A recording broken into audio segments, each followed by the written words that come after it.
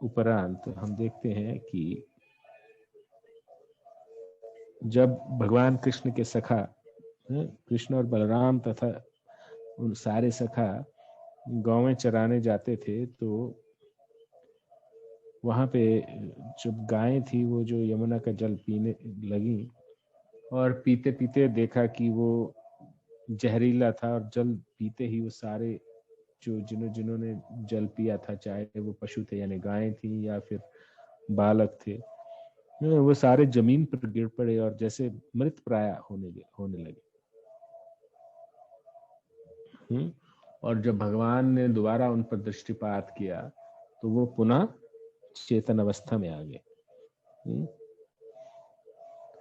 तो उन्होंने, भगवान ने उनको उस जल पीने से जो उनको मूर्छा आ गई थी या जो भी हुआ था, भगवान की कृपा कटाक्ष से वो सॉल्व हो गई सिचुएशन, और वो भगवान की बहुत प्रशंसा करने लगे।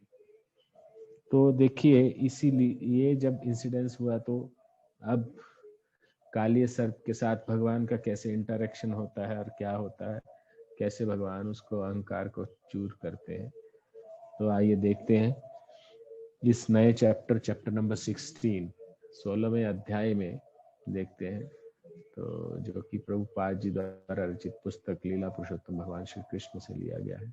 और ये पुस्तक कुछ और नहीं है, श्रीमद् भागवतम के 10वें स्कंद का सरल अनुवाद है, थोड़ा एक्सप्लेनेशन के साथ में।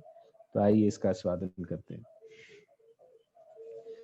जब कृष्ण जान गए कि यमुना का जल काला सर्प या कालिय दूषित कर रहा है, तो उन्होंने उसके विरुद्ध कार्यवाही की और उसे यमुना छोड़कर अन्यत्र जाने के लिए बाध्य कर दिया।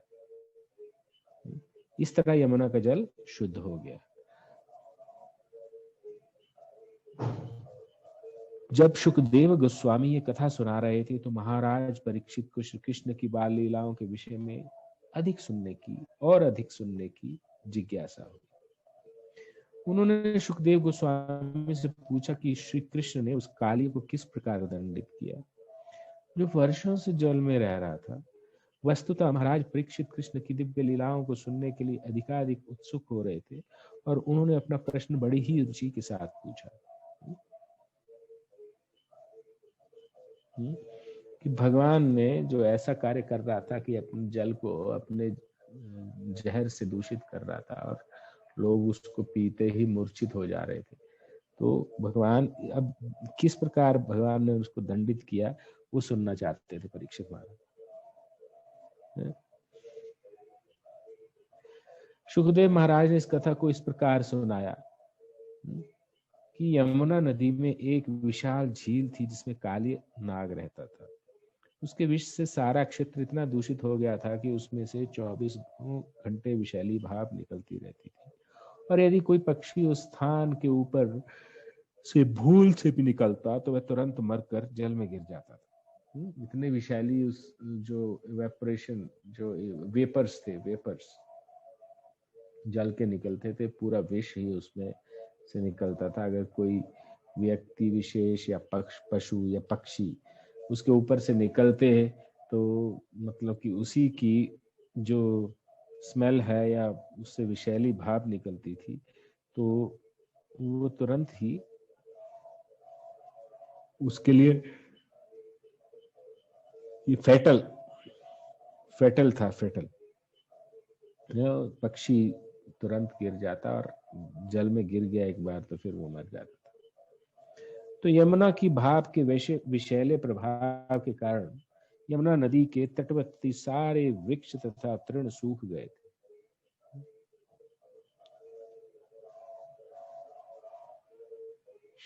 और श्री कृष्ण ने देखा कि इस विशाल सर्प के विष के प्रभाव से वृंदावन से होकर बहने वाली पूरी नदी घातक बन चुकी थी। हम लोग देखते हैं वैसे भी आजकल नदियां घातक बनती जा रही हैं, क्योंकि जितना भी अनट्रीटेड वाटर है, मल मूत्र है या फिर दूसरा वेस्ट है, डोमेस्टिक वेट वेस्ट है, सारा का सारा नदियों को गंदगी करने का स्थान बन गया है। दुनिया भर का कचरा पानी जो है नदियों के अंदर चला जाता है।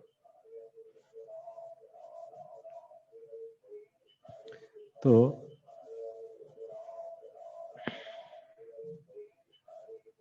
यहाँ तो कालिया विष घोल रहा है, लेकिन अभी फैक्ट्रीज से सुनने में आ रहा था कि कानपुर में बहुत सारी टैनरीज है, चमड़े का काम होता है, उन फैक्ट्री में से जितना ही पानी निकलता था तो निकलता है वो गंगा जी में डाल दिया जाता है अनट्रीटेड। अब नमामि गंगे प्रोजेक्ट के अंतर्गत बहुत सारी जगह पे ट्रीटमेंट प्लांट्स बन रहे हैं, तो देखें क्या होता है। लेकिन फॉर श्योर गंगा का पानी बहुत क्लियर हो गया था ड्यूरिंग दिस लॉकडाउन, जब लोगों ने जाना बंद कर दिया और नेचुरल फ्लो से गंगा अपने उसमें बहने लगी। तो गंगा का पानी बहुत ही निर्मल बन गया था, और ये बहुत सारे लोगों ने वीडियो पोस्ट भी किए थे, तो आप सब लोगों ने भी देखे होंगे। तो वास्तव में आज भी नदियों का जो ये मनुष्य रूपी सर्प है, ये सारा का सारा पोल्यूशन जो है नदियों के अंदर, जो शुद्ध जल की नदियां हैं उनसे डायरेक्ट हम पानी पी सकते हैं, ऐसी नदियों को भी छोड़ा नहीं गया। तो वास्तव में आज का मनुष्य भी कालिये से कुछ कम नहीं है एक्चुअली। अगर जो कालिया टाइप माइंडसेट रखता है तो कल उसको भुगतना होगा। वो क्या करेगा, कालिया टाइप माइंडसेट का क्या करेगा, अपनी एक्टिविटी से एनवायरनमेंट को पोल्यूट करेगा और सभी लोगों को परेशानी में आ जाएंगे। जिस प्रकार यमुना का जल कालियानाग ने दूषित कर दिया था और उसको पीते ही जो व्यक्ति था मूर्छित होकर गिर जाता था। तो यही बताया जा रहा है कि सर्प के विष के प्रभाव से वृंदावन से होकर बहने वाली पूरी की पूरी नदी घातक बन चुकी थी। तो क्या किया वे कृष्ण जिन्होंने संसार के समस्त दुष्टों का वध करने के लिए अवतार लिया था, तुरंत यमुना तट स्थित एक विशाल कदम्ब पेड़ पर चल गए। कदम्ब एक गोल पीले फूल वाला वृक्ष है जो सामान्यतया वृंदावन क्षेत्र में ही दिखता है। इस वृक्ष की चोटी पर चढ़कर उन्होंने अपना फेंटा कसा और पहलवान की भांति अपनी भुजाएं ठोककर उस विशैली झील के बीचों बीच कूद पड़े।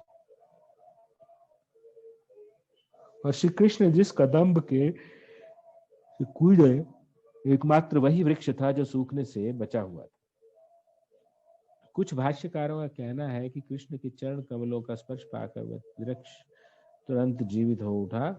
अन्य पुराणों में कहा गया है कि विष्णु के साथ शाश्वत वाहन गरुड़ को पता था कि भविष्य में कृष्ण ऐसा कार्य करेंगे।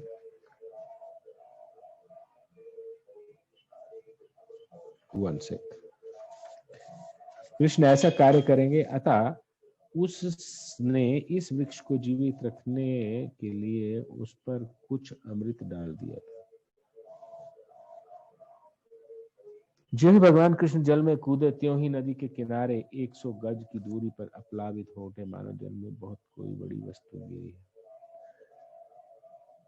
तो श्री कृष्ण के द्वारा इस शक्ति का प्रदर्शन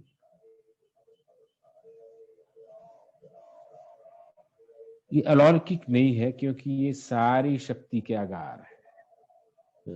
भगवान से ही सारी शक्तियां उद्भूत होती है, तो इसलिए इसको कहा जा रहा है कि ये शक्ति का प्रदर्शन अलौकिक नहीं है।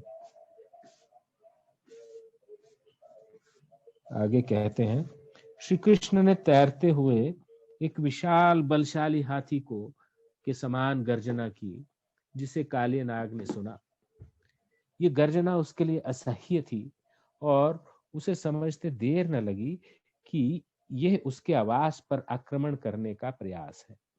अतः वह तुरंत कृष्ण के सामने आ गया। उसने देखा कि कृष्ण सचमुच दर्शनीय है, क्योंकि उसका शरीर इतना सुंदर तथा कोमल था, उसका रंग नीले बादल के समान था और उसके पांव कमल पुष्प जैसे थे। वे श्रीवत्स रत्नों तथा पीतांबर से सुशोभित थे। सारे जो कृष्ण के चिन्ह है ये बताए जा रहे हैं। उनके सुंदर मुख पर मुस्कान थी। वे अत्यंत शक्ति से यमुना नदी में क्रीड़ा कर रहे थे, किंतु कृष्ण की इतनी सुंदरता के बावजूद काली अपने मन में अत्यंत क्रुद्ध हुआ। अतः उसने उन्हें अपनी कुंडली में दबोच लिया। कृष्ण को इस अविश्वसनीय प्रकार के सर्प की कुंडली में बंधा देखकर स्नेही ग्वाल तथा वृंदावन के अन्य वासी अत्यंत भयभीत हो गए। कृष्ण से बहुत प्रेम करते थे, इसलिए वो भयभीत हो गए। उन्होंने अपना सर्वस्व, अपने प्राण, संपत्ति, प्रेम, कार्यकलाप कृष्ण को अर्पण कर रखे थे। कृष्ण को उस स्थिति में देखकर वे अत्यंत भयभीत होकर भूमि पर गिर पड़े। गांव में बैल तथा बछड़े शोक से स्तब्ध हो उठे और वे सब चिंतातुर होकर कृष्ण को देखने लगे। भय के कारण भय के कारण और वेदनावश वे केवल रो सके। वे अपने प्यारे कृष्ण को सहायता पहुंचाने में असमर्थ थे और मात्र यमुना के तट पर खड़े रहे। जब यह घटना यमुना तट पर घट रही थी तो कुछ अपशकुन भी प्रकट होने लगे। पृथ्वी हिलने लगी थी, आकाश से उल्का पिंड गिरने लगे थे और मनुष्यों के शरीर के बाएं अंग कांपने लगे थे। ये सब आसन्न महान संकट के संकेत थे। इन अशुभ संकेतों को देखकर महाराज नंद समेत सारे ग्वाले भयवश अत्यंत चिंतित हो उठे। उस समय उन्हें सूचित किया गया कि कृष्ण अपने बड़े भाई बलराम के बिना ही चरागाह गए। ज्यों ही नंद, यशोदा तथा ग्वालों ने ये खबर सुनी तो वे और अधिक चिंतित हो उठे। कृष्ण के प्रति उनका अत्यधिक स्नेह के कारण, कृष्ण की शक्ति से अपरिचित होने के कारण वे सब शोक तथा चिंता से अभिभूत हो उठे, क्योंकि उन्हें कृष्ण से अधिक प्रिय कुछ न था। उन्हें कृष्ण के लिए अपना जीवन, धन, स्नेह, मान तथा कर्म सब कुछ अर्पित कर दिया था। तो बहुत इंपॉर्टेंट बात बता रहे हैं कि उन्होंने कृष्ण के लिए अपना जीवन, धन, स्नेह, मन तथा कर्म सब कुछ अर्पित कर दिया था। कृष्ण के प्रति अत्यधिक आसक्ति होने से उन्होंने सोचा, आज कृष्ण अवश्य ही विनष्ट हो जाएंगे। वृंदावन के सारे वासी कृष्ण को देखने के लिए गांव से बाहर आ गए। इस मंडली में युवक, बच्चे तथा वृद्ध, स्त्रियां, पुरुष एवं सारे जीव थे। वे जानते थे कृष्ण ही उनका एकमात्र जीवन धार है। जब ये घटना घट रही थी तो समस्त ज्ञान के स्वामी बलराम खड़े खड़े हंस रहे थे।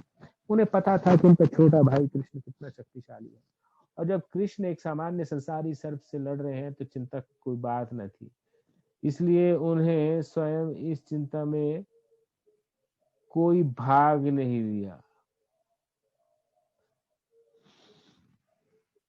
ओके, तो दूसरी ओर वृंदावन के सारे वासी जो विचलित होने के कारण कृष्ण के पद चिन्हों का अनुसरण करते हुए उन्हें ढूंढने लगे थे, और इस तरह ढूंढते ढूंढते वे तेजी से यमुना के तट की ओर आगे बढ़े। अंततो गत्वा ध्वजा, बाण तथा शंख से अंकित पद चिन्हों का अनुसरण करते करते वृंदावन वासी नदी तट पर आ पहुंचे और देखा कि सारी गौएं तथा बालक श्री कृष्ण को काले नाग की कुंडली में बंधा देखकर विलाप कर रहे थे। तब वे सब और भी अधिक शोक मग्न हो गए। यद्यपि उनके विलाप पर बलराम जी हंस रहे थे, किंतु सारे ब्रजवासी तो दुख के सागर में निमग्न थे, क्योंकि वे सोच रहे थे कि कृष्ण का अंत हो चुका है।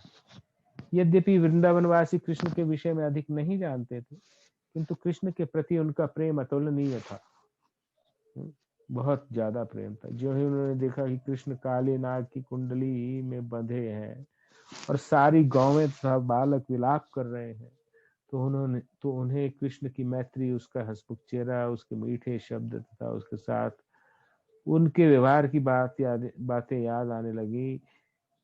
ये सब सोचते हुए तथा ये देखकर कृष्ण अब काली नाग के चंगुल में फंसे हैं।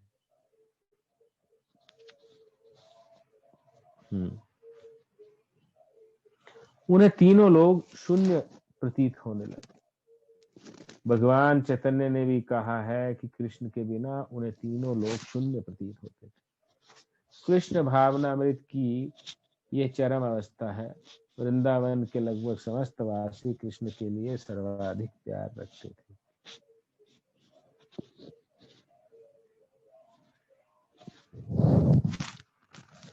जब माता यशोदा वहां आई तो यमुना नदी में घुसने लगी, किंतु जब लोगों ने उन्हें रोक दिया तो मूर्छित हो गए। अन्य संतप्त मित्रों के नेत्रों से अश्रुओं की झड़ी लगी थी, जो नदी की तरंगों जैसी उमड़ रही थी, किंतु वे सब माता यशोदा को सचेत करने के लिए कृष्ण की दिव्य लीलाओं का जोर जोर से वर्णन करने लगे। जोर जोर से वर्णन करने लगे। प्रभु जी इतना ही पढ़ते हैं आज।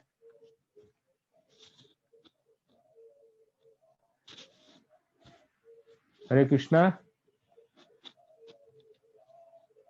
प्रभु जी आज इतना ही पढ़ते हैं कालिय दमन लीला, और देखें कि मतलब किस प्रकार कालिय जो नाग था उसने सारा यमुना के जल को विषैला कर दिया था। तो वृंदावन के सारे वासी कृष्ण को देखने के लिए गांव से बाहर आ गए। इस मंडली में बच्चे, युवक तथा वृद्ध स्त्रियां, पशु एवं सारे जीव थे। वे जानते थे कृष्ण ही उनका एकमात्र जीवन आधार है। और जब ये सब घटना घट रही थी तो समस्त ज्ञान के स्वामी बलराम खड़े खड़े हंस रहे थे। उन्हें पता था कि उनका छोटा भाई कृष्ण कितना शक्तिशाली है, और जब कृष्ण एक सामान्य संसारी सर्प से लड़ रहे थे तो चिंता की कोई बात ना थी। इसलिए उन्होंने स्वयं इस चिंता में कोई भाग नहीं लिया। दूसरी ओर वृंदावन के सारे वासी जो विचलित होने के कारण कृष्ण के पद चिन्हों का अनुसरण करते हुए उन्हें ढूंढने लगे। म्यूट करें please, mute. Deepak Prabhu mute कर दे आप।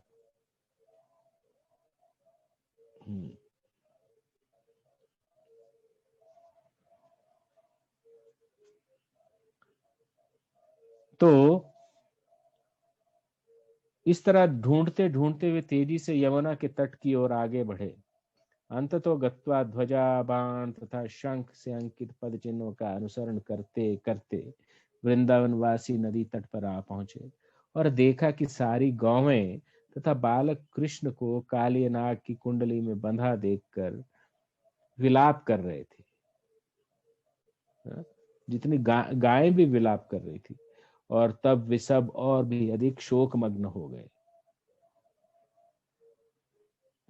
यद्यपि उनके विलाप पर बलराम हंस रहे थे, किंतु सारे ब्रजवासी तो दुख के सागर में निमग्न थे, क्योंकि वे सोच रहे थे कि कृष्ण का अंत हो चुका है।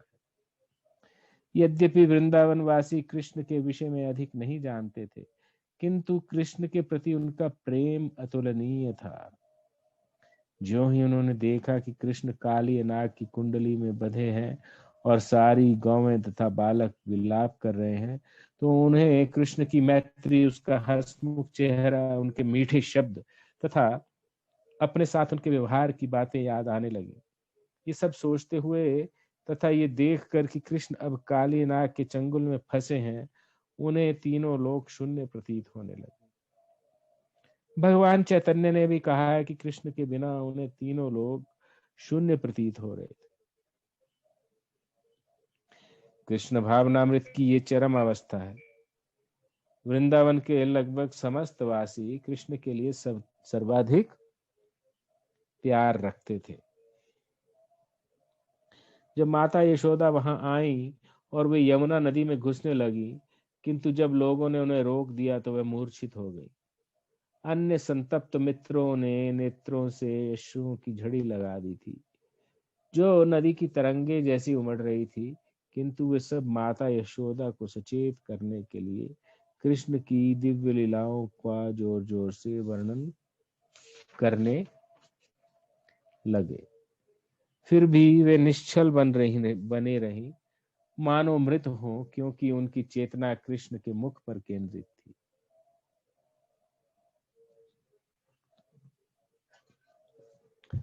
नंद तथा अन्य सारे लोग जिन्होंने कृष्ण पर अपने प्राण न्याछावर कर रखे थे, यमुना जल में घुसने को सन्नद्ध थे, किंतु बलराम ने उन सबको मना कर दिया, क्योंकि उन्हें ज्ञात था कि कृष्ण को किसी तरह का संकट नहीं है।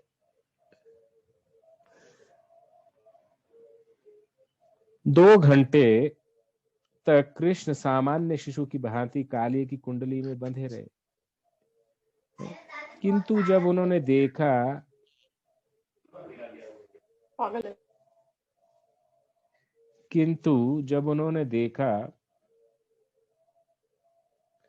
कि गोकुल के सारे वासी, उनके माता पिता, गोपियां, ग्वाले तथा गाय सभी मृत प्राय है और असन्य मृत्यु से उनको कोई छुटकारा नहीं है, तो कृष्ण ने तुरंत अपने को मुक्त कर लिया।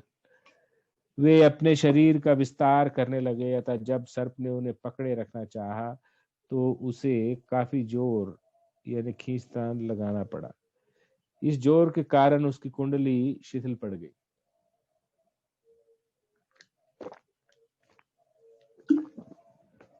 हाँ, और अब उसके पास भगवान कृष्ण को छोड़ देने के अतिरिक्त कोई चारा ना रह गया। तब काली अत्यंत क्रुद्ध हुआ और उसने अपने विशाल फन फैला दिए। उसने अपने नथुनों से विशैली फुत्कार की और उसकी आंखें अग्नि के समान दहक उठी और उसके मुख से ज्वाला निकलने लगी। वह विशाल नाग कुछ काल तक शांत भाव से कृष्ण को देखता रहा, फिर अपनी दुधारी जीभ से होंठ चाटते हुए दोनों फनों और विशैले नेत्रों वाले उस नाग ने कृष्ण को देखा। कृष्ण तुरंत उस पर टूट पड़े, जिस प्रकार गरुड़ सर्प पर झपटता है। इस प्रकार हमला किया जाने पर काली ने कृष्ण को डसना चाहा, किंतु कृष्ण उसके चारों ओर घूमने लगे।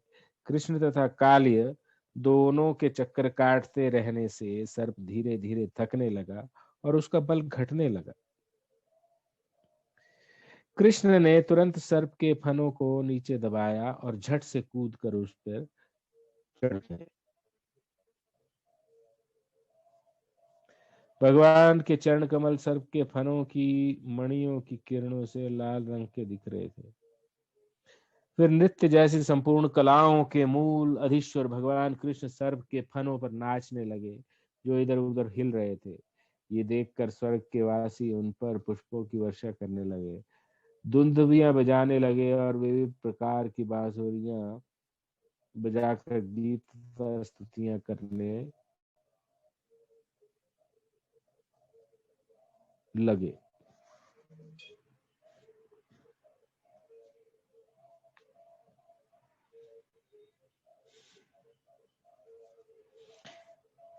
इस प्रकार गंधर्व, सिद्ध तथा देवता आदि स्वर्ग के निवासी अत्यंत प्रसन्न हुए।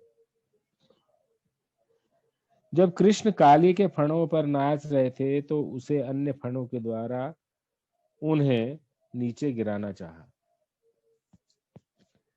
काली के लगभग 100 फन थे, किंतु कृष्ण ने सबों को अपने वश में कर रखा था।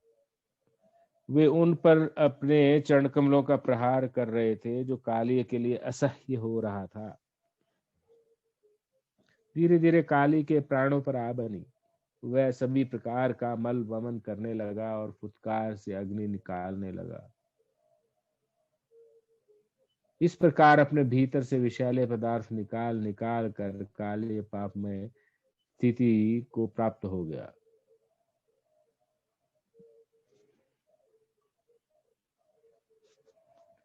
वह अत्यंत क्रोध से आत्मरक्षा के लिए संघर्ष करने लगा और भगवान को मारने के लिए उसने अपना एक फन उठाया, किंतु उन्होंने तुरंत उसे पकड़कर पाद प्रहार द्वारा वश में कर दिया और उस पर नाचने लगे। ऐसा लग रहा था मानो भगवान विष्णु की पूजा हो रही हो और सर्प के मुख से निकल रहे विष पुष्पांजलि से प्रतीत हो रहे थे। फिर काली अपने मुख से विष के स्थान पर रक्त वमन करने लगा और बुरी तरह थक गया। उसका सारा शरीर भगवान के चरण प्रहारों से जर्जर हो उठा। अंततः वह अपने मन में समझ गया कि कृष्ण श्री भगवान है और उनकी शरण में आया, और उसे अनुभव हुआ कि कृष्ण ही सबों के स्वामी परमेश्वर है।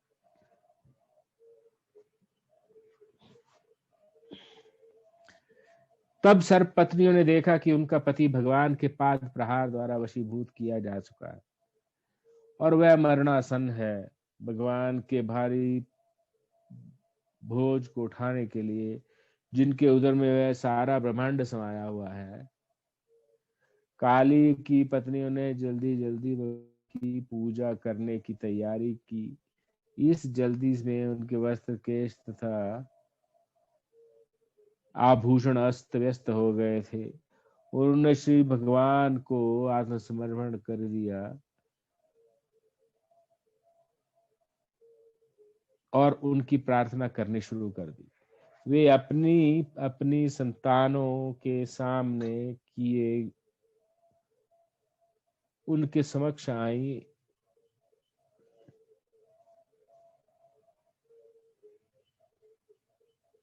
और यमुना के तट पर पृथ्वी पर गिरकर उन्हें प्रणाम करने लगी।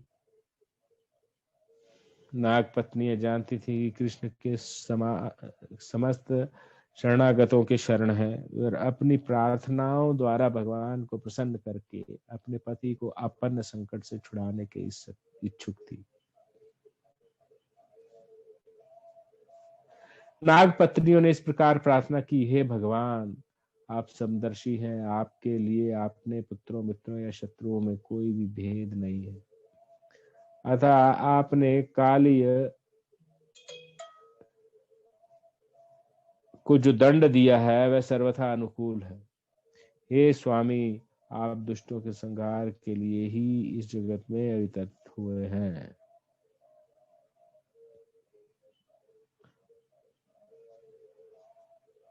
और चूंकि आप परम सत्य हैं, अतः आपकी कृपा तथा दंड में कोई अंतर नहीं है।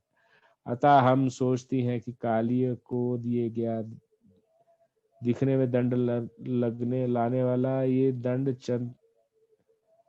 दंड वस्तुतः कोई वरदान है।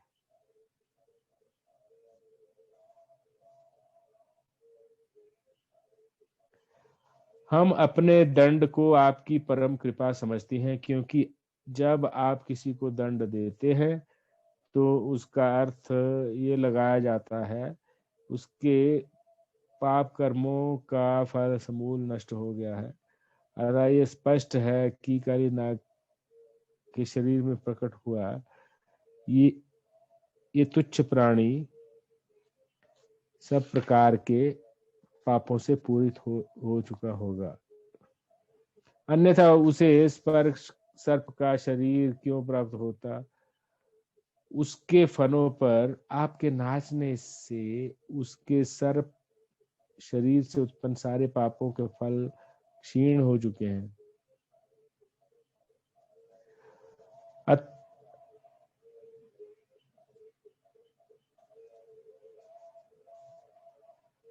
उसके फनों पर आपके नाचने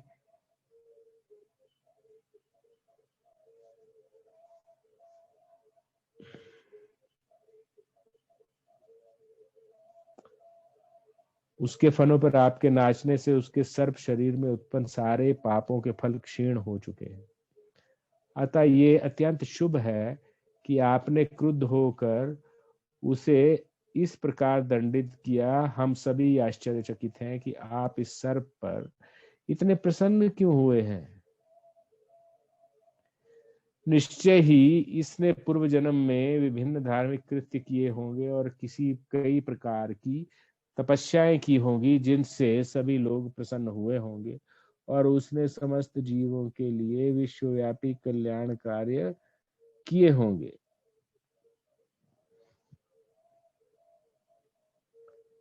तो देखिए,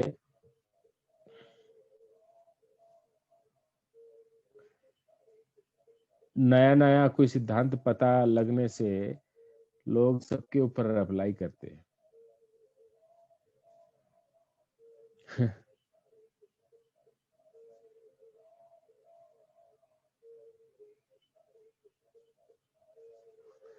नाग पत्नियों से इसकी पुष्टि होती है कि जब तक कोई पूर्व जन्म में भक्ति के द्वारा सुकृति नहीं करता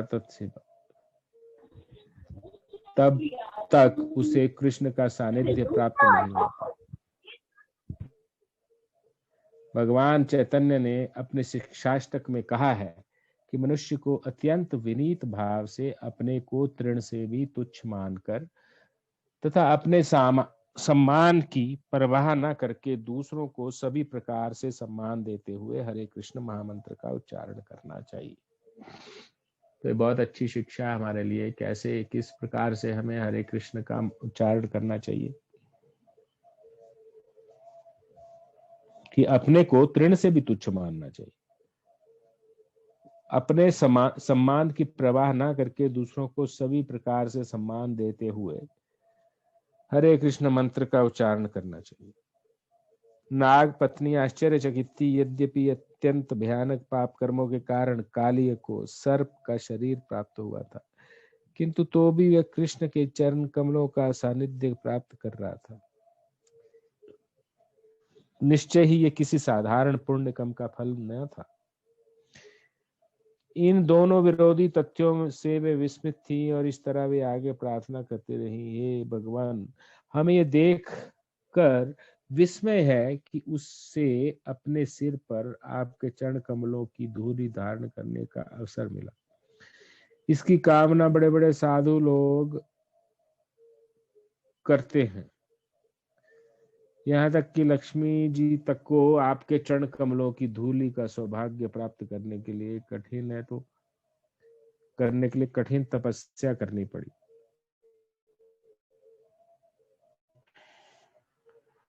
अतः ये कैसे संभव हो सका कि काले नाग को अपने शीश पर आपकी चरण धूलि धारण करने का इतना आसानी से प्राप्त हुआ?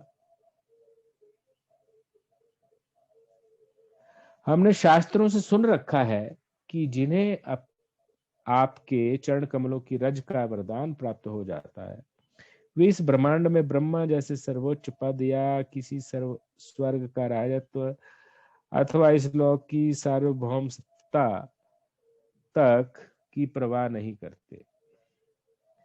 नहीं वे इस पृथ्वी के ऊपर के स्थित लोकों यथा सिद्ध लोक पर राज्य करने की आकांक्षा करते हैं, न ही वे योग माया द्वारा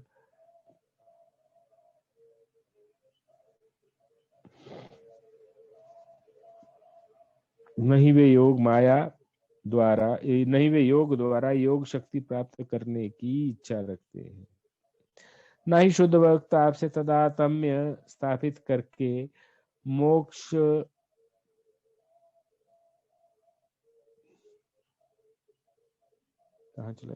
की कामना करते हैं।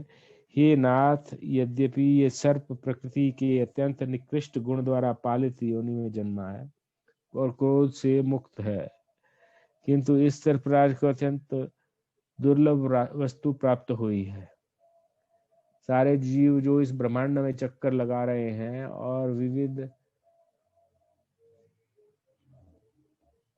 योनियों को प्राप्त हो रहे हैं, केवल आपकी कृपा से ही सर्वश्रेष्ठ वर प्राप्त कर सकते हैं। Hare Krishna. I think I am going to stop over here. इसमें काली दमन लीला में जब हम लोग कल भी बात कर रहे थे, अगर पत्नी धर्म परायण हो तो अपने पति को धर्म पालन करने में सहायता करती है। और थोड़ा सा हम लोग पीछे से देखते हैं।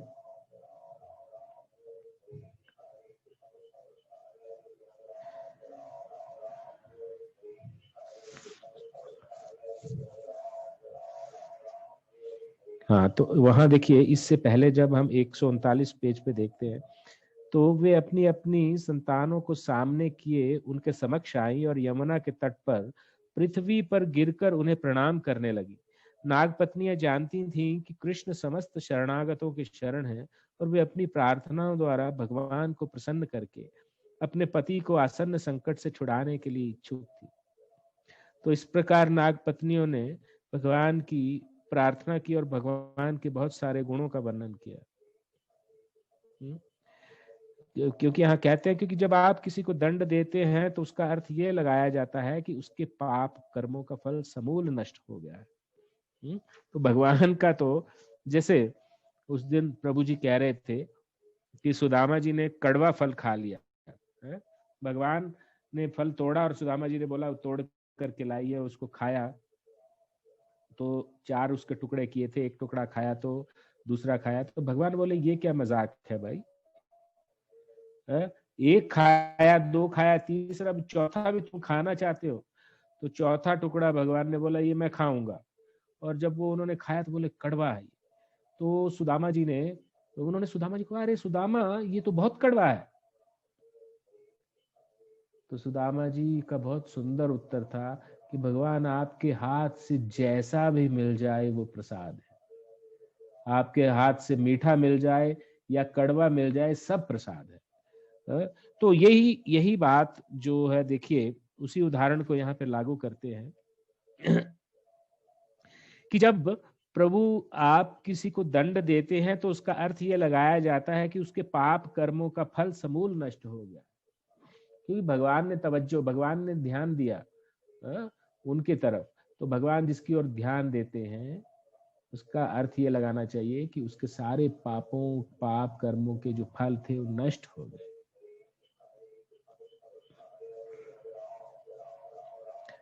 और ये स्पष्ट है कि काली नाग के शरीर में प्रकट ये तुच्छ प्राणी समस्त प्रकार के पापों से पूरित हो चुका होगा, अन्यथा उसको सर्प का शरीर क्यों प्राप्त होता? उसके फनों पर आपके नाचने से उसके सर्प शरीर से उत्पन्न सारे पापों के फल क्षीण हो चुके हैं। अतः ये अत्यंत शुभ है कि आपने क्रुद्ध होकर उसे इस प्रकार दंडित किया। हम सभी आश्चर्यचकित हैं कि आप इस सर्प पर इतने प्रसन्न क्यों हुए हैं। निश्चय ही इसने पूर्व जन्म के विभिन्न धार्मिक कृत्य किए होंगे और कई प्रकार की तपस्याएं की होंगी, जिससे सभी लोग प्रसन्न हुए होंगे और उसने समस्त जीवों के लिए विश्वव्यापी कल्याण कार्य किए होंगे। तो नाग पत्नियां जो हैं भगवान को प्रार्थना करती हैं, भगवान का गुणगान करती हैं और कहती हैं कि इसने जरूर पुण्य कर्म किए होंगे कि आप इसका दमन करने के लिए आए हैं। नाग पत्नियों से इस बात की पुष्टि होती है कि जब तक कोई पूर्व जन्म में भक्ति द्वारा सुकृति नहीं करता तब तक उसे कृष्ण का सानिध्य प्राप्त नहीं होता। तो ये बहुत जरूरी है। ना यह अभिक्रम नाशस्तो प्रत्यवायो न विद्यते स्वल्पम अपि अस्य धर्मस्य त्रायते महतो भयात्। इसका अर्थ ये हो गया कि थोड़ा सा भी भक्ति में थोड़ा सा भी प्रगति किया जाए, थोड़ी सी भी, स्वल्पम अपि अस्य धर्मस्य, थोड़ा सा, स्वल्प मतलब थोड़ा सा, और धर्म, ये थोड़ा सा भी धर्म का कार्य भक्ति में किया जाए, भक्ति योग में किया जाए, त्रायते महतो भयात्, वह हमें महान से महान भय से छुटकारा दिलाता है। और देयर इज नो लॉस और नो डिम्यूनियन इन दिस पाथ। इस रास्ते पे थोड़ा सा भी कोई चले तो उसमें कुछ भी ह्रास नहीं है, कोई भी हानि नहीं है उसमें। तो यही चीज जो नाग पत्नी है यहाँ पे बता रही है। तो आगे नाग पत्नियां जब भगवान का गुणगान करती हैं और उसके आगे कहा जाता है कि चैतन्य चरितामृत में इसकी भी पुष्टि हुई है कि इस ब्रह्मांड में सारे जीव विविध योनियों में घूमते रहते हैं, किंतु कृष्ण तथा गुरु की कृपा से उन्हें भक्ति का बीज प्राप्त हो सकता है और इस प्रकार उनकी मूर्ति का मार्ग प्रशस्त हो जाता है। ब्रह्मांड भ्रमिते कौनो भाग्यवान जीव, गुरु कृष्ण कृपा पाया भक्ति लता बीज।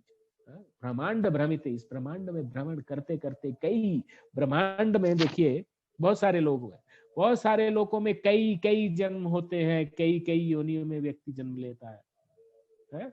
और कौनो भाग्यवान जीव इस ब्रह्मांड में अनेकानेक योनियों में भ्रमण करते करते जो जीवात्मा है, कभी कुत्ता का योनि, कभी शेर का योनि, कभी गाय का, कभी कीड़े मकोड़े का, कभी वृक्ष का योनि, भ्रमण करते करते कभी वो उच्च लोकों में, स्वर्ग लोक में जाता है, कभी सिद्ध लोक में जाता है, और फिर वापिस मनुष्य लोक में आता है। और कोई ऐसा भाग्यवान होता है, ब्रह्मांड भ्रमिते कोनो भाग्यवान जी, और गुरु कृष्ण कृपा पाया भक्ति लता। और गुरु और कृष्ण की कृपा जब उसको प्राप्त होती है, तब उसको भक्ति लता का बीज उसके हृदय में स्थापित हो जाता है गुरु के द्वारा। और इस प्रकार वो हरे कृष्ण महामंत्र का जप करता है, भगवान की भक्ति करता है अन्य भाव से, और भगवान के धाम जाने का अधिकारी बन जाता है।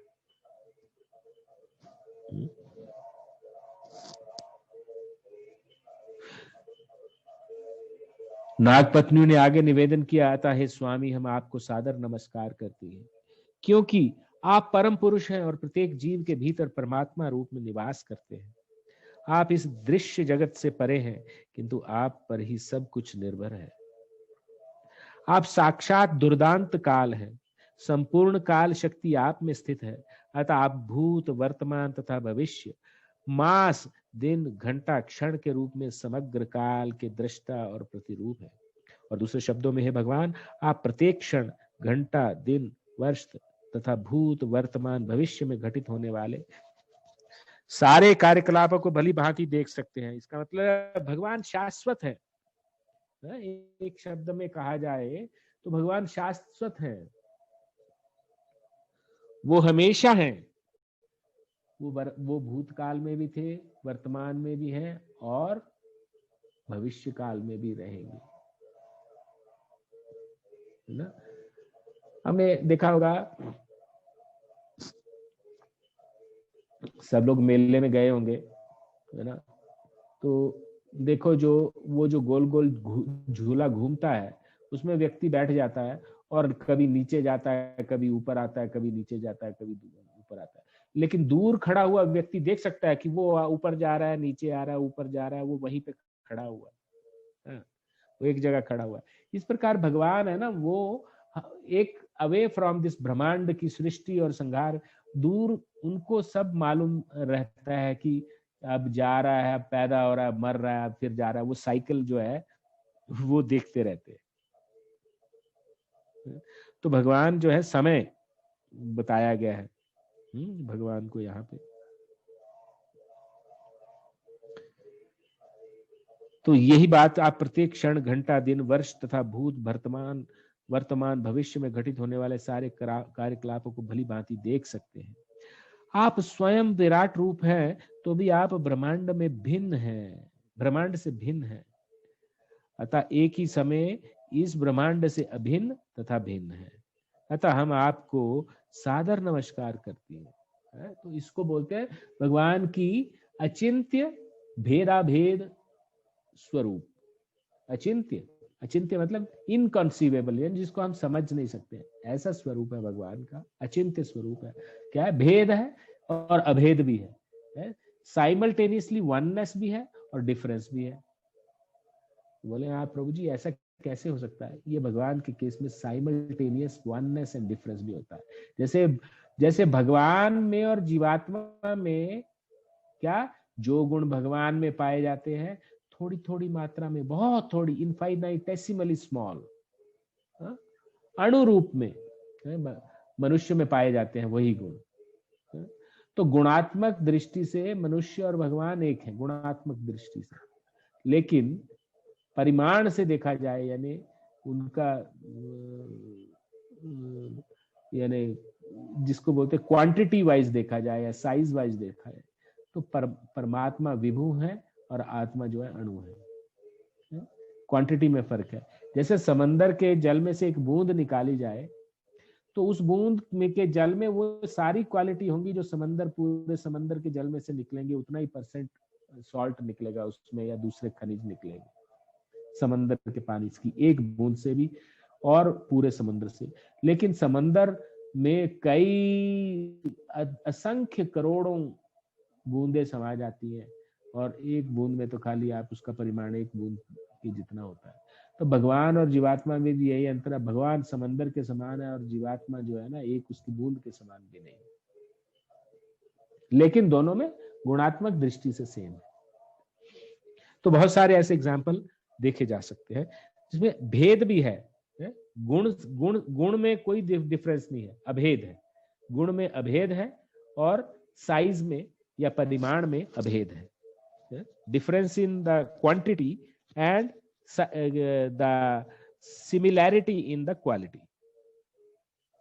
ये भगवान और जीवात्मा का जो स्वरूप है, तो यही चीज यहां बताई जा रही है।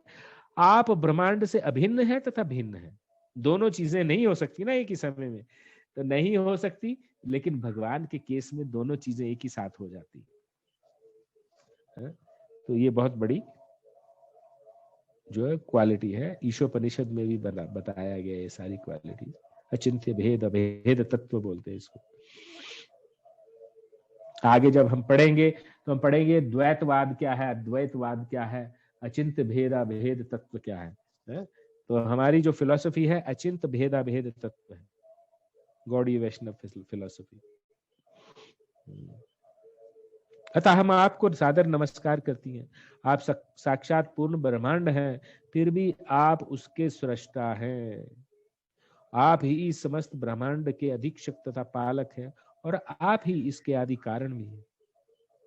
यद्यपि आप अपने त्रिगुणात्मक अवतारों ब्रह्मा विष्णु तथा महेश्वर के रूप में इस ब्रह्मांड में व्याप्त हैं, तथापि आप भौतिक सृष्टि से परे हैं, है ना।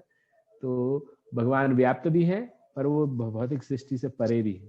तो दोनों चीजें देखिए साइमल्टेनियसली होती हैं भगवान के केस में। यद्यपि आप सभी प्रकार के जीवों, उनकी इंद्रियों, प्राणों, मनो तथा बुद्धि की उत्पत्ति के कारण है, किंतु आप अपनी अंतरंगा शक्ति द्वारा जाने जाते हैं।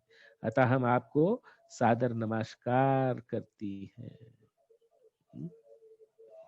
तो भगवान जो होते हैं सभी हमारे सभी सूक्ष्म और स्थूल शरीर की उत्पत्ति के कारण है। सभी इंद्रियों, उनके प्राणों, मनो तथा बुद्धि की उत्पत्ति का कारण है, किंतु आप अपनी अंतरंगा शक्ति द्वारा जाने जाते हैं। अतः हम आपको सादर नमस्कार करती हैं, क्योंकि आप अनंत सूक्ष्मतम से सूक्ष्मतम, सूक्ष्मतर से समस्त उत्पत्ति के केंद्र तथा सब कुछ जानने वाले हैं। All knower, all knower, God is all knower, सब कुछ जानते हैं। विविध श्रेणी के चिंतक आप तक पहुंचने का यत्न करते रहते हैं। आप ही समस्त दार्शनिक प्रयासों के चरम लक्ष्य हैं और वस्तुतः आप ही समस्त दर्शनों तथा विभिन्न सिद्धांतों द्वारा वर्णित हैं। हम आपको सादर प्रणाम करती हैं, क्योंकि आप समस्त शास्त्रों के ज्ञान के स्रोत हैं।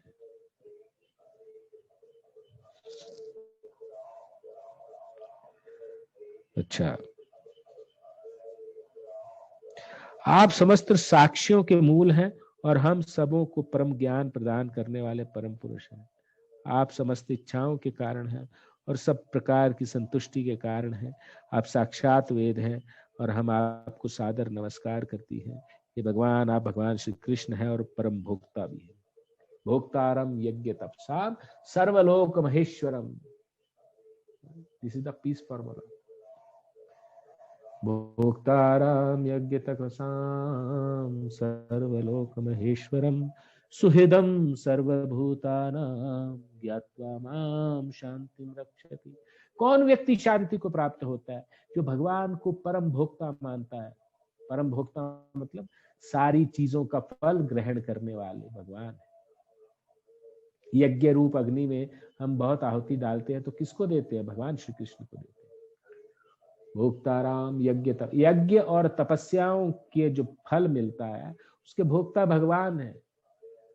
और आप सर्वलोक महेश्वरम, सभी लोकों के ईश्वर महेश्वर है, वह सुप्रीम कंट्रोलर है। अल्टीमेटली कंट्रोल करते हैं जो सारे लोगों, सभी देशों को, सभी को। सुहृदम सर्वभूतानाम, सभी जीवात्माओं के आप सुहृद हैं। ज्ञात्वा, कोई व्यक्ति ये जान लेता है, वो शांति को प्राप्त होता है, परम शांति को प्राप्त होता है। Hold on.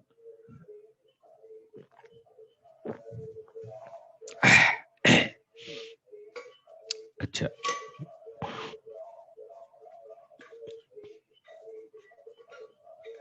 आप समस्त इच्छाओं के कारण हैं और सब प्रकार की संतुष्टि के कारण हैं। आप साक्षात वेद हैं, अतः हम आपको सादर नमस्कार करती हैं। तो नाग पत्नियां बहुत समझदार थी और इस प्रकार उन्होंने भगवान की स्तुति की है? और फिर कहती हैं, हे भगवान, आप भगवान श्री कृष्ण हैं और परम भोक्ता भी हैं, जो अब सात्विक भाव रूप वसुदेव के पुत्र रूप में प्रकट हुए हैं। आप मन तथा बुद्धि के अधिष्ठाता अनिरुद्ध तथा प्रद्युम्न हैं और सभी वैष्णवों के स्वामी हैं। आप अपने चतुर्व्यूह रूप में वासुदेव, संकर्षण, अनिरुद्ध तथा प्रद्युम्न हैं और मन तथा बुद्धि के विकास के कारण स्वरूप है। अपने आपके कार्यकलापों से ही सारे जीव या तो विस्मृति से आवृत्त हो जाते हैं या अपने असली स्वरूप को पहचान लेते हैं। इसकी पुष्टि भगवद गीता के 15वें अध्याय में भी इस प्रकार होती है। भगवान सबों के हृदय में परमात्मा रूप में स्थित हैं और उसकी उपस्थिति के कारण ही जीव या तो अपने आप को भूल जाता है या अपने आदि स्वरूप को पहचान लेता है। हम कुछ कुछ समझती हैं कि आप हमारे हृदयों में हमारे सारे कार्यों के साक्षी रूप में स्थित हैं, किंतु आपकी उपस्थिति की अनुभूति कर पाना अत्यंत कठिन है। तो ये बोल रहे हैं कि भगवान परमात्मा स्वरूप में प्रत्येक प्राणी के हृदय में रहते हैं, लेकिन भगवान के उस स्वरूप की अनुभूति कर पाना बहुत कठिन है। कोई हमें गुस्सा कर देता है, कोई हमें गाली दे देता है, तो हम एकदम उसको बिल्कुल उससे डबल रिएक्शन देने के लिए तैयार। अगर उसने ईंट मारी तो मैं उसको पत्थर मारूंगा, है ना। तो बात यही है कि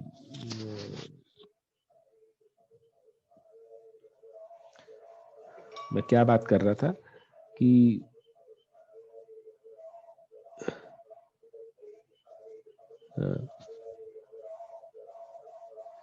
भगवान क्या है, सबको स्मृति भी दिला देते हैं और विस्मृति भी दिलाते हैं, भुलवा भी देते हैं। सर्वस्य चाहम हृदि सन्निविष्टम मत्तः स्मृतिर्ज्ञानम अपोहनम च वेदैश्च सर्वैरहमेव वेद्यो वेदांत कृत वेद विद एव च।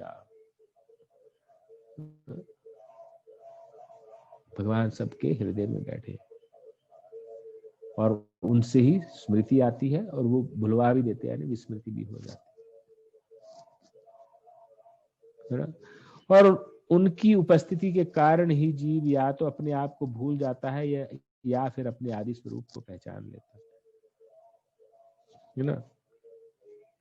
तो ये सारी चीजें जो है 15वें अध्याय में भगवान जो बचाते हैं, मतलब कि वही यहाँ पे नाग पत्नियां दोहरा रही हैं। हम कुछ कुछ समझती हैं कि आप हमारे हृदय में हमारे सारे कार्यों के साक्षी रूप में स्थित हैं। उपद्रष्टा अनुमंता, जो भगवान क्या करते हैं, उपद्रष्टा यानी साक्षी रूप में, ओवरसियर के रूप में वहां रहते हैं। एंड अनुमंता मतलब वो जो भी आप करना चाहते हैं उसको सैंक्शन भी वही कहते हैं। यद अनुग्रहतो संति न संति यदुपेक्षया। भगवान अनुग्रह करेंगे तो होती हैं चीजें, अदरवाइज वो उपेक्षा कर देंगे तो नहीं होती।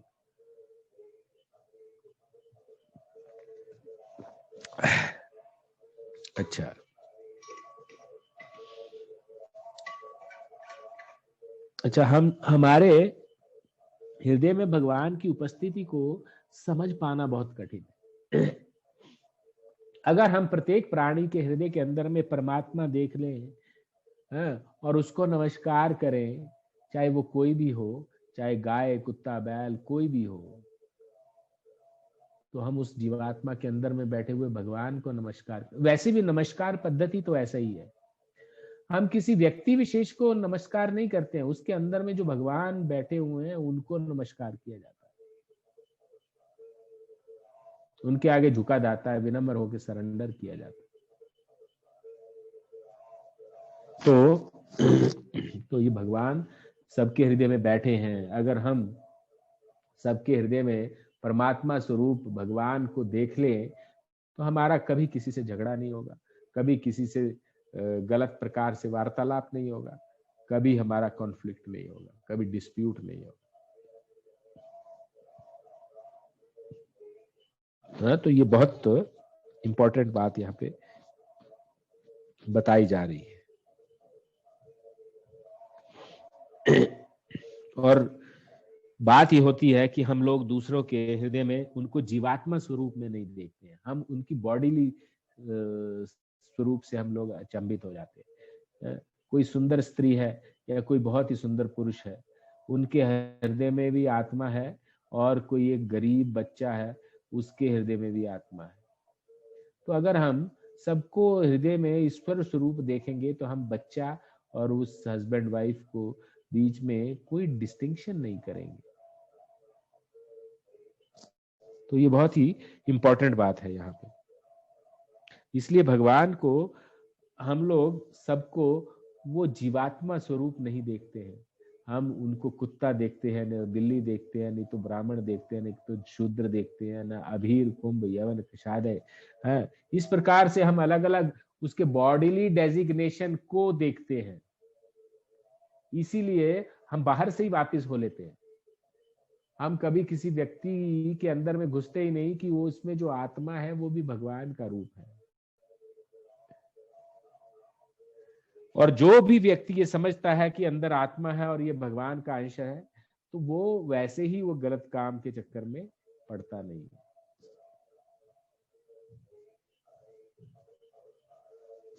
तो अगर हमको है ना सबको समान रूप से देखना है तो हमको उसके अंदर में आत्मा स्वरूप देखना पड़ेगा, उसी व्यक्ति विशेष को। क्योंकि अगर हम ऐसा देखेंगे तो हम उसके अंदर के भीतर के भगवान को प्रसन्न करते हैं।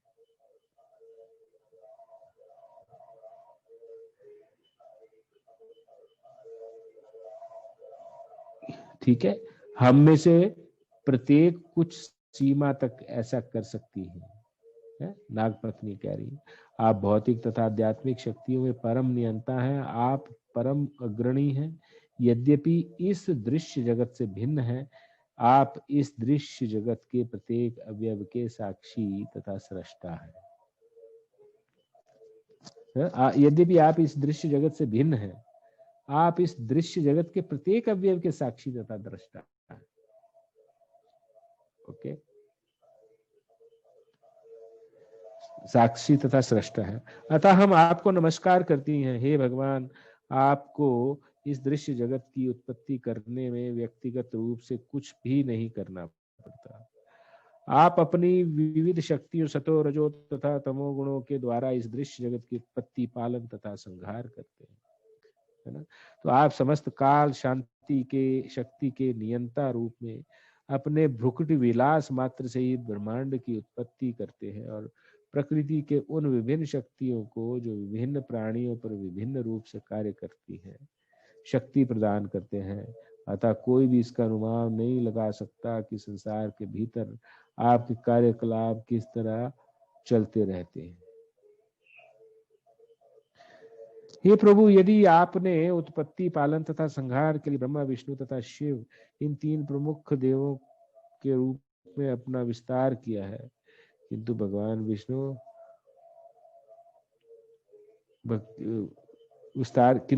विष्णु के रूप में आपका अवतार प्राणियों के लिए वरदान के लिए है।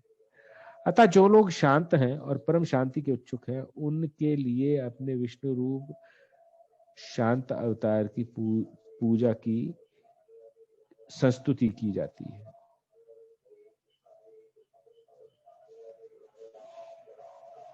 ठीक है ना। तो ये प्रैक्टिकल रिकमेंडेशन टिप बताई जा रही है यहाँ पे। ठीक है कि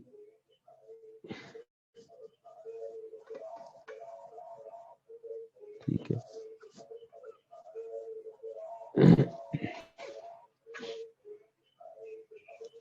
अच्छा,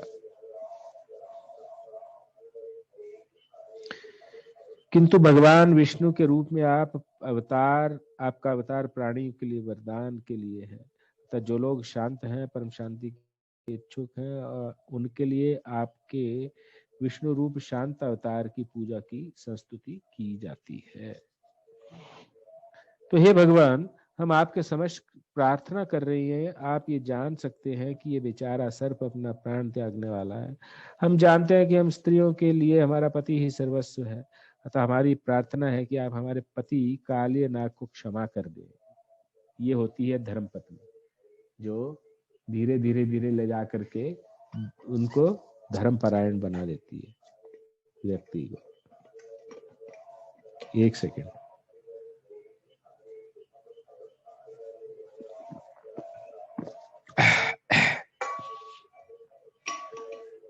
हे भगवान, हम आपसे समक्ष प्रार्थना कर रही हैं। आप ये जान सकते हैं कि ये बेचारा सर्प अपने प्राण त्यागने वाला है। आप जानते हैं कि हम स्त्रियों के लिए हमारा पति ही सर्वस्व है। अतः हमारी प्रार्थना है कि आप हमारे पति कालिय नाग को क्षमा कर दें, क्योंकि यदि सर्प मर जाता है तो हम सब घोर संकट में पड़ जाएंगी। हम पर आप कृपा करें और इस परम पापी को क्षमा दान करें। हे प्रभु, प्रत्येक जीव आपकी संतान है और आप हर एक का पालन भी करते हैं। ये सर्प भी आपकी संतान है, अतः आप इसे क्षमा करें।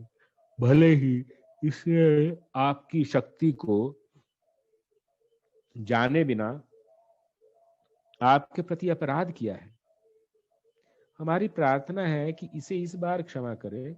हे प्रभु, हम आपको अपनी प्रेममयी सेवाएं अर्पित कर रही हैं, क्योंकि हम अभी सभी आपकी नित्य सेविकाएं हैं।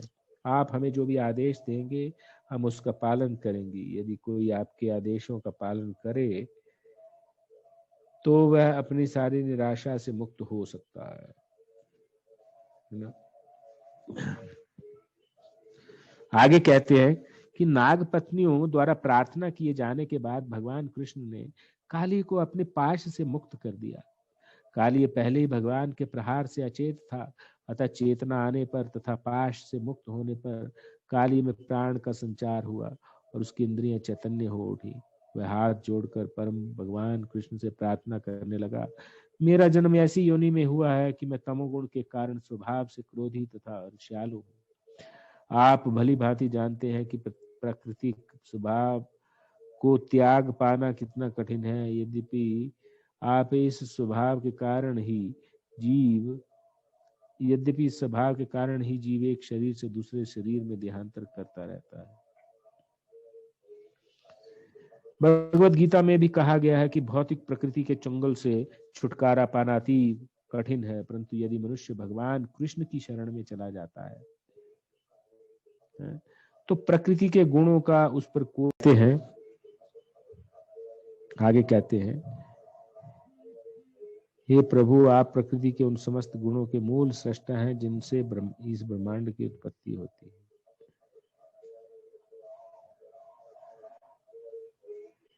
आप जीवों की उन विविध प्रवृत्तियों के कारण स्वरूप हैं जिनके कारण उन्हें विभिन्न प्रकार के शरीर प्राप्त होते हैं।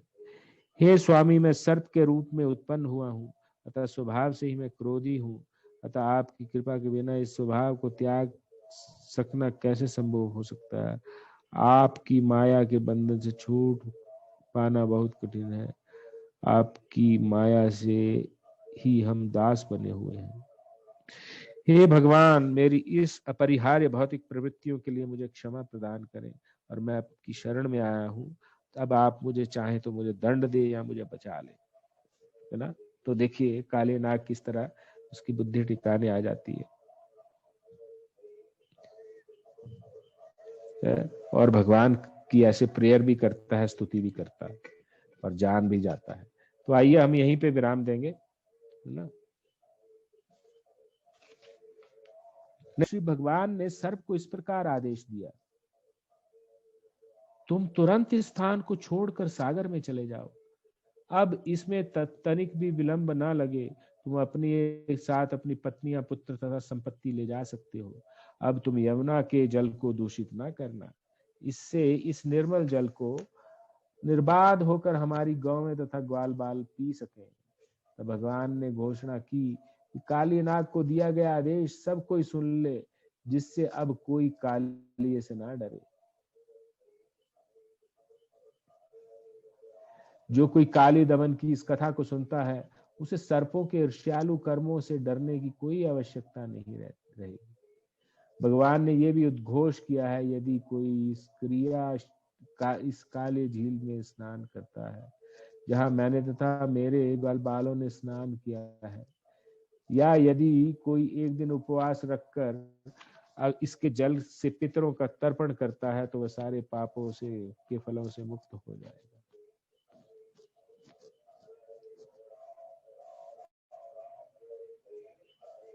भगवान ने काली कोई भी आश्वासन दिया, तुम यहाँ पर गरुड़ के भय से भागकर आए थे, क्योंकि वह समुद्र की निकटवर्ती सुंदर भूमि पर तुम्हारा भक्षण करना चाहता था।